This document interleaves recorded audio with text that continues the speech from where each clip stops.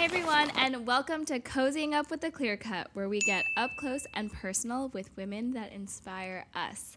Today we're here with Jessy Dover. She is the co-founder and creative director of Dagne Dover. Yes.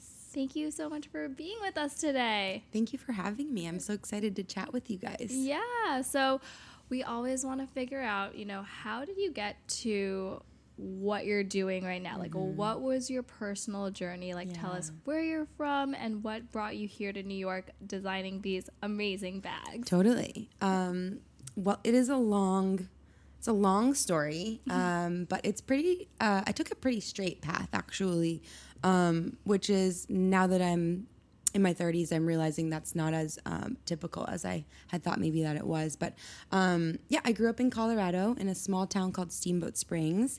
It's a little tiny ski town that's nestled in the Rocky Mountains.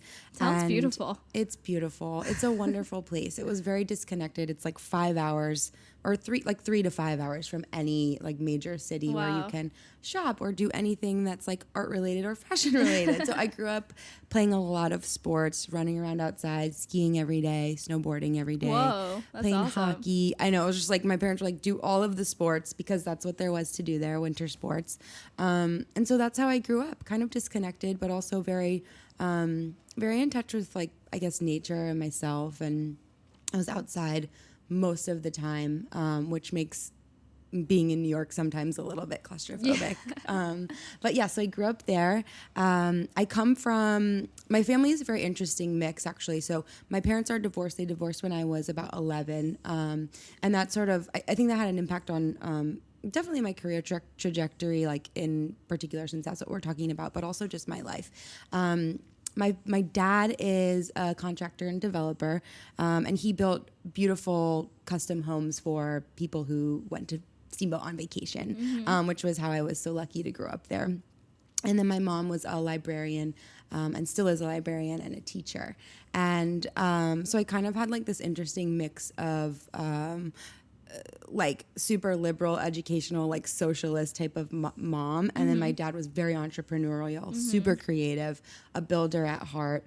And so I was influenced a lot by both of them. And then my dad's family, my dad is second generation, in sort of a weird way. So my grandpa's from Greece. Nice. And then my grandma is like fourth or fifth generation Texan. So it was like this Greek man comes to the US and like marries this like Texan woman that's like super Western, down home, grew up on a farm.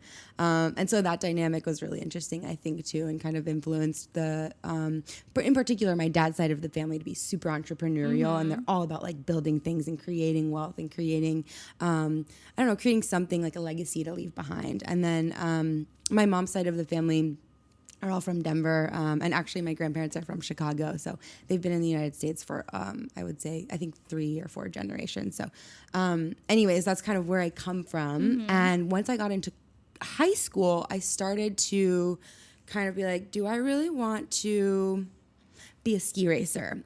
Because I played soccer and I ski raced, and like those were my big sports, and I was lucky enough to be blessed and I was very good at them. But I sort of realized at that age that just because you're good at something doesn't necessarily mean you need to do it if you don't want to. Of your life. Yes.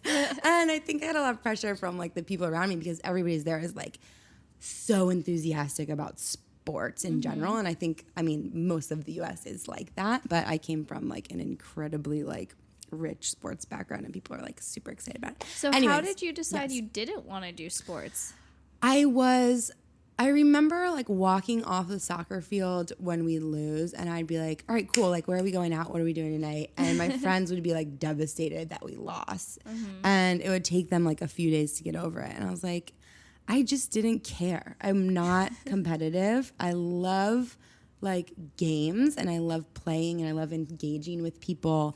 And I love being active, but I didn't. You didn't take like the losses personally. I didn't. And I just didn't feel passionate about it. Like if it was, this might sound silly, but if it was like spring break, this happened every year. There was spring break right in the middle of soccer season. And I was like, I'm not taking my spring break. Yeah. I love traveling. That's like one of my passions. So every year I'd have to miss a game over spring break and I'd get like docked a couple games and everyone would be pissed at me.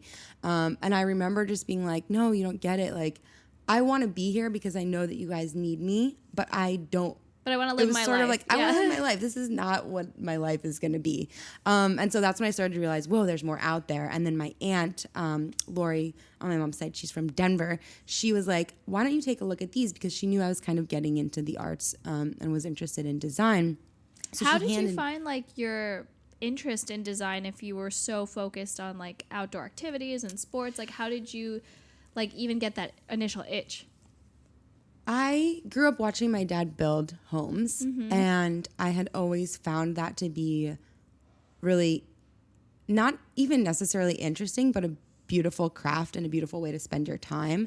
And so I would help him. And I would also, I just naturally was like, if I had any free time, inclined to like create something. I love beauty. That's when I got into fashion. Naturally, like no access to Fashion and Steamboat, but like I had magazines. And at that point, the internet was like not really existent. But I did anything I could to get my hands on like any sort of creative journal or magazine. And I think that, you know, the other thing is in school, I loved art. I loved the freedom of that period and that I could do whatever I want. We got one prompt and you could come up with a creative solution around how to solve the problem. And for me, like having that freedom and time to really think about, okay, like what's the most interesting way to solve this or create this was something that it just lit me up. Amazing. Yeah. So your aunt recognized that you were into the arts. Yes. Yeah. And so she gave me 2 like pamphlets. I think they were like brochures. One of them was for Parsons School of Design and the other one was for RISD. And I remember being like, ooh, what are these? I had no idea. I was like so sheltered in this little bubble. And so I went online because I worked at the library for my mom at that time. And I went online on the library computer and I looked them both up and I was like, oh my God, these are so cool. I had no idea that existed. So I went home and I just started like cranking on a portfolio. I didn't know what I was doing, but one of the things that I like to do is like, if I don't know how to do something, I'm just like, whatever, like let's try it and see how it comes out, which like, you know, that's sometimes bites me in the butt, but like, yeah, it is. And so I did, I created a portfolio and it was like months. A fashion focused portfolio, fashion, fine art, anything I could like, I felt like I could create that would be like of somewhat good quality. I wasn't fantastic at sewing, but I did my best. Most of it, to be honest, was fashion drawings. And so that's like how I created it. And a lot of like and I don't know, I know you guys went to Gem School. Gem School. Such a cool name. GIA. Gem School. Yes, GIA. That's right. So in fashion school, they have a prompt like for your portfolio submission that's like submit, you know, 5 drawings, like 10 paintings, whatever it is. Every school is different. And so I just kind of like followed those outlines and submitted my portfolio and ended up getting into the summer program at both schools. I decided to go to RISD and that just completely changed my life. I took my junior year summer off and went to Rhode Island. And that's when I started studying fashion. And I was like, whoa, this is it for me. This is it. Yeah. Wow. Yeah. You can get an incredible education at both, but Parsons felt like the right one for me and what I wanted to do. And that's where you ended up for college. Yes, exactly. I did my undergrad bachelor's degree at Parsons. I have a bachelor's degree in fine arts with a focus on product design and fashion. Awesome. Yeah. And so after while you were at Parsons, did you know that you wanted to get into like accessories or what were some of like, did you have internships that really helped you decide the direction you want to go into? I was a hustler. I think I'm a hustler at heart. And so I did as much as I possibly could. I got and you're in New York, so you have like endless opportunities. Endless opportunity, which is so cool. So like every semester I was applying for everything that I thought sounded somewhat interesting, which was like Armani Exchange, Gap, who else was there? I don't know. Like tons of different designers. There's so many designers in New York, and I took a different internship every semester. And what did you do for these designers? I was anything, honestly. Some places I was acting as an assistant designer because a lot of design houses are very small. There's not a lot of people that work there. Oftentimes they're very overworked and understaffed. And so I would kind of pop in and just help them with whatever they needed in terms of design. Some places I was like your typical intern, getting coffee and organizing files. But really for me, what I learned during that time was A, what type of business I wanted to work for and eventually wanted to run. B, what it's like in the retail industry in terms of business, and also company culture, like what's important to me. What do I want to be a part of? And what I learned was that I love small companies. Not necessarily you didn't like being in like a huge corporation. I don't do well in corporate Me environments. No. I fail big time in those. Which also probably a funny conversation, but we can have that one later. Yeah, so that's what I learned. I enjoyed my corporate experience. I think it taught me a lot about organization and like I think people structures, and I just sort of like soaked everything up. Some were bad experiences, some were fantastic. And well, I think at smaller companies, your voice matters like a little bit more, and then you can kind of be a little bit more hands-on and learn quicker. Yes, totally. So yeah, that's why I think I also thrive in like a smaller, like collaborative environment. Whereas in a lot of corporate environments, it's like this is your one responsibility, and you're kind of a machine to do like the same thing over and over again. Yes, which I like will literally go insane, and my mind just gets like, I just can't focus on it then. And I'm like, I can't do that again. Yeah. Yeah. And it's like, am I going to do this forever? Yeah. And I think, the other thing that happens in big corporate cultures, which it does not happen in every company. I just want to say that, but it can, like the social drama. Yeah. Can become like sort of out of control. And I will say I'm also not very like politically driven. I'm not good at like pleasing the right people and like finding the right people. Some people thrive in like climbing the corporate ladder, and it's just not for some other people. Exactly. Yeah. And so I found that wasn't for me. And I loved working at the smaller companies, even though I was like totally up all night at a lot of them, just like working so hard. Yeah. But I liked that because I honestly love to work. And that's kind of like, I love to work if you like see like the results of your hard labor. Yes, totally. Yeah. So what was your first job out of Parsons? My first job, I took designing. Well, actually, one more important thing that I actually want to tell you about that time of my life that impacted this part of my life heavily and I think contributed to my success in the handbag industry is that I won a design award at Coach. So part of me just like hustling was like, oh, Coach is doing this competition for students that they do every year. And was this your senior year? It was my senior year, and I was sort of sweating. I was like, where am I going to work? Like my parents were not like going to help me. Yeah. So I was like, I need a job immediately. And so I decided to submit my project to the competition, and I ended up winning. What was the competition? It was the Coach Design Accessories competition, and basically what it entailed was designing your own bag collection that fit underneath the Coach brand aesthetic. How many pieces would be in the collection? It was about 7 to 10 pieces. Whoa. And the award, if you won, was to get an internship there and basically go in and create the collection that you had designed, which is like unheard of. I don't even know if that happens anywhere. It was so cool. I was just like in heaven, honestly. That is like an incredible opportunity. It was huge for me, and I didn't know at the time. I was just like, oh, handbags, like that could be interesting. How long did it take you to like prepare that collection for the competition?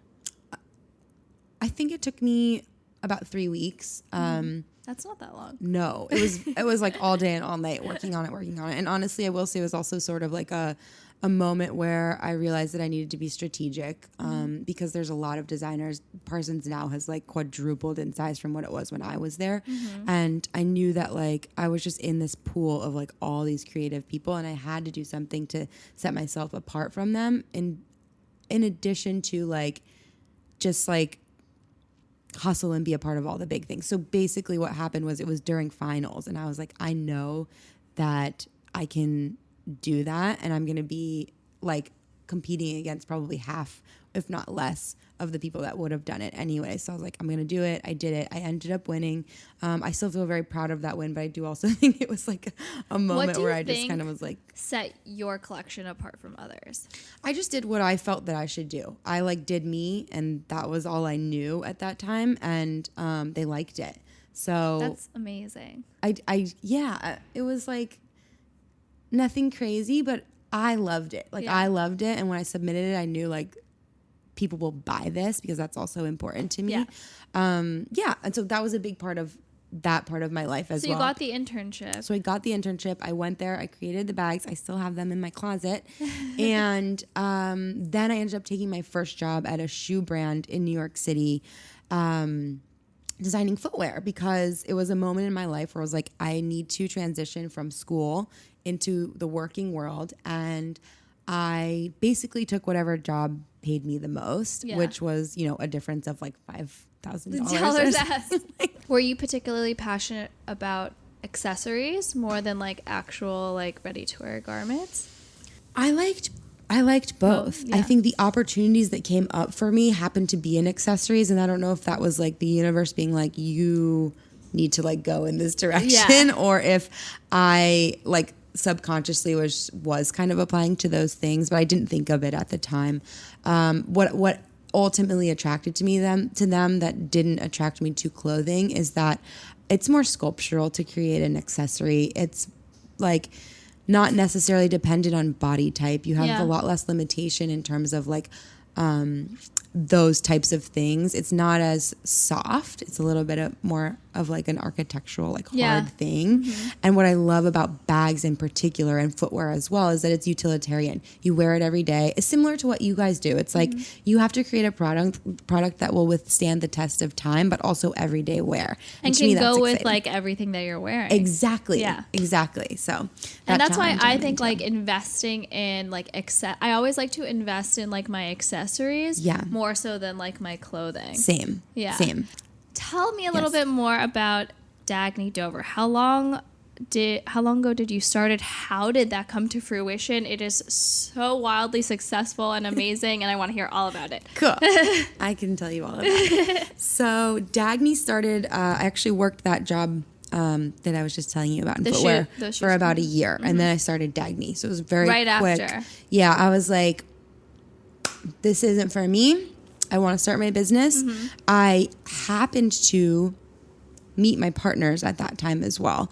So maybe I'll just start there. So I'm working. I'm like, I don't like this. I start taking on freelance work because I'm like, I need to like be free a little bit here and center myself and figure out kind of what my next move is here. And at that same time, I got an email from my partner now, Melissa, that was like, hey, I saw your stuff at Coach. I think it's really rad. You seem super talented. Come get a coffee with me. I go to get a coffee with her at Oast Cafe in the East Village, which is not there anymore, but I just recently learned that it is in Williamsburg. So if anybody misses it, you can go there. And we just grabbed a coffee and we like hit it off. We were like I think we were both just like very excitable, super entrepreneurial. She had an idea. If anybody has an idea, I'm like, I'm right there with you, like ready to like figure out how to get it done. Like I love doing that. So, and then basically the first thing we did was Deepa and we hopped on a plane.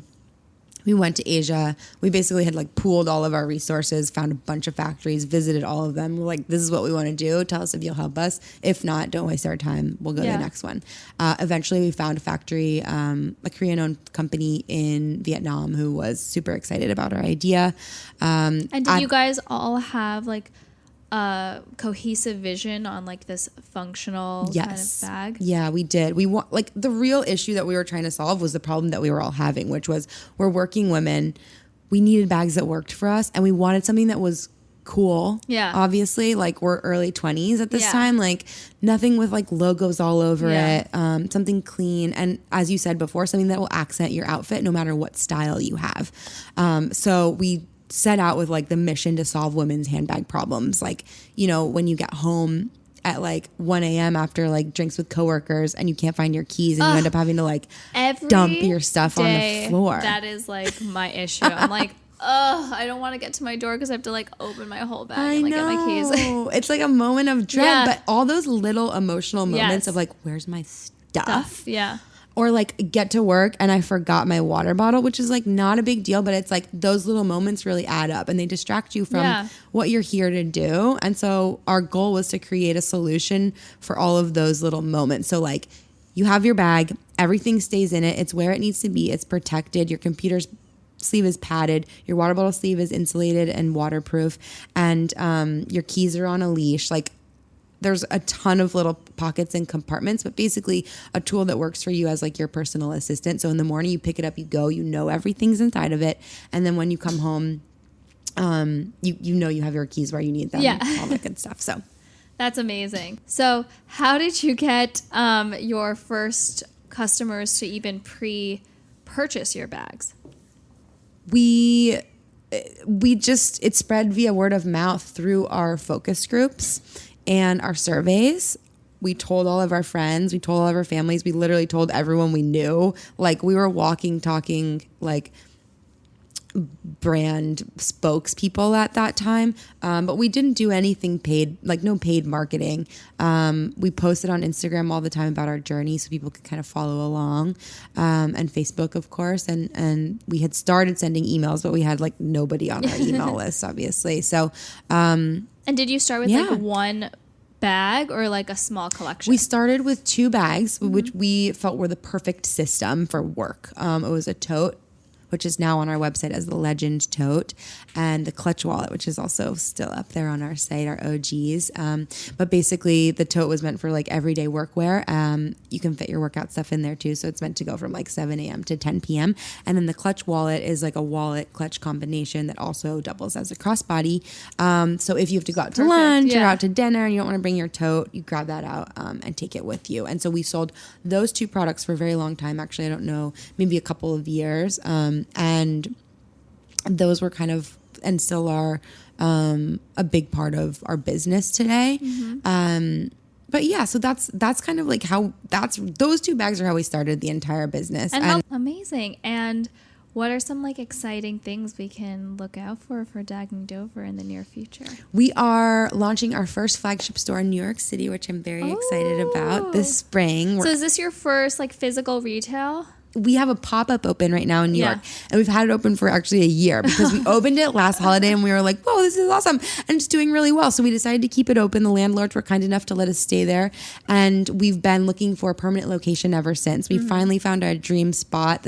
So we always ask all of our guests, what is your spark? Like, what is that fire inside you that, you know, keeps you going and is kind of like your motivation and hustle? Yes. Well, I'm here to create. I'm a creator at heart. I love to build things. I love to make anything. I'm a problem solver. But really, really what drives me is helping people. Like, I like that I can have a moment with every one of my customers in their everyday life where they're having How cool is it when you walk down the street and you see someone wearing a Dagne Dover bag? It's so exciting. Because they're all over the place. It's so weird. Sometimes I forget because I go like from my office to like my home. And that's like my life and my gym. But it's wonderful. It's a really like heartwarming moment every time just because we've worked so hard to get here. And also just to have an opportunity to like show up in someone's everyday life is really special. So we always gift all of our guests a little spark No ring, way. which is just your everyday God, reminder thank you so much. of, you know, your hustle. Keep going. It. You know, even God, when. thank you. And if you need a specific. It's a pinky ring because I have big fat fingers. If you need a specific size, we'll send. It's beautiful. We'll send it to you. Thank you so much. So we always ask everyone to bring a special piece of jewelry that may have some sentimental meaning to them. Yes. So did you bring a piece? I did. They're in my ears, actually. Are those the earrings? These are the your ones. first earrings that you got with your ears the pierced? ones. That's awesome. Yeah. Now you have a world of opportunity for new earrings. Yeah, exactly. It's a whole new world, and I'm very excited to explore it. And I know you said that you like kind of like chunkier, like kind of like masculine, cool jewelry. So I just want to show you like a piece from our collection, which is like our cigar signet ring. love this. I love it. I love it. I love it. So it kind of reminds me when I was growing up, my dad would like smoke these Cuban cigars, and they had like the little paper around it, and I would put them on my finger and pretend they were rings. Yeah. So this kind of is like a little bit of an homage to that, but I think it's so cool because like you don't have to only have diamonds and jewelry if it's bridal, right? Right. You can. That's I think a good point. More and more, especially with our collection, we're selling to like women buying for themselves, marking like special moments in their personal lives. Like I know a bunch of people who get like promotions will buy themselves like a nice piece of jewelry, and then you can kind of have that forever. Totally. Yeah. I'm like so into that, and I love that jewelry. Like when I was first talking to you guys, I started going down this rabbit hole of like, oh, what does jewelry mean to me? And I think that for me, it means, again, like my earrings, and you said like a million different things at any time. And it's a great like signifier of like a moment that you want to remember. Or a concept that you want to remember. So I totally agree. They don't have to have like diamonds in them. I love a cigar ring just because like, I don't know, I'm very fascinated about things that can go both masculine and feminine and like work with anything. Obviously, we've had this conversation a few times today, but I think this is just like incredibly beautiful. And I love the simplicity of the diamond kind of inside. So we're looking forward to Dagne Dover's flagship store coming this spring in Soho. I'm excited to visit it. And tell everyone where they can follow the brand, see, what's new, what to look out for, follow you. So you can find us at dagnedover.com, DAGNEDOVER. Also, I just have a question. Yeah. How did you come up with the name? Oh, good question. Dagne means new dawn, and Dover is my last name. So we have 3 co-founders. We like went through this whole like very long drawn out process of like, how are we going to name this brand? What's it going to be? We didn't want it to be just my name as the designer because it felt like non-inclusive. We didn't want it to just be something random. We all love the name Dagne, and we love the meaning behind it. So when we started, we were like, this is a new dawn for handbags. We're resetting the status quo. And so that's how Dagne Dover was born. That's so cool. I was like, I need to ask that question. I know. So follow at Dagne Dover. Yeah. At Dagne Dover on Instagram and Facebook. And I'm Jessy Dover. If you want to follow me, it's JESSYDOVER on Instagram and Facebook. And if you guys want to see all the beautiful jewelry we were looking at today, follow our YouTube channel. We're at The Clear Cut. And of course on Instagram at The Clear Cut. Thanks, guys, and we'll see you next week.